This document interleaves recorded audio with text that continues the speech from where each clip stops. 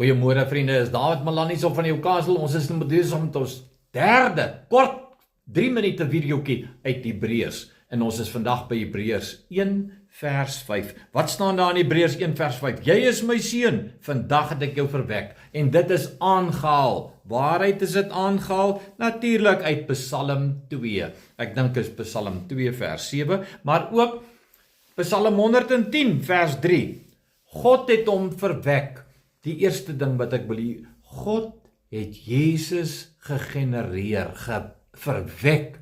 Die woord verwek sê vir jou net een ding, hy's God se seun, hy erf alles wat aan God behoort, al die eienskappe van God. Hy sal die nasies regeer, die nasies op die aarde. Dit gaan in die millennium gebeur, die 1000 jaar.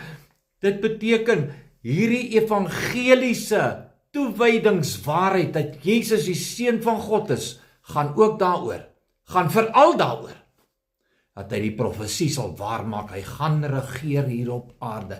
Dis hoekom ek hom vertrou met my hele hart, want daar is so iets soos profesie in die Bybel. Dit kan nie losgemaak word van die evangelie nie. Hy is my verlosser, want hy is God. Hy is verlosser, net hy kan sonde vergewe.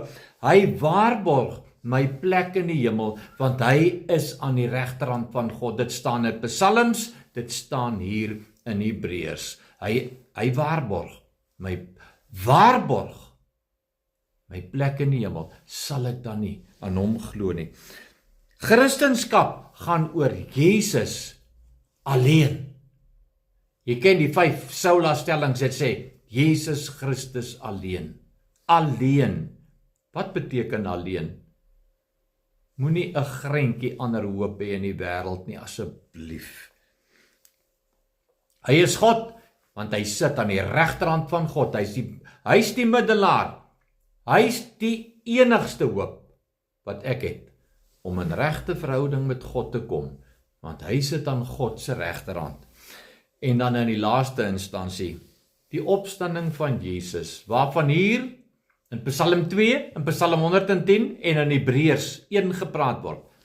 Die opstanding, dis eintlik waar God verwek is. Daai woord verwek in Psalms wys nie op Bethlehem nie, dit wys nie op miljoene jare gelede nie, dit wys op die opstanding. Hoe weet ek dit? Want dit staan in Romeine 1 vers 4, daar staan, uit die geslag van Dawid is hy gebore, en deur die opstanding is hy verklaar tot die seun van God.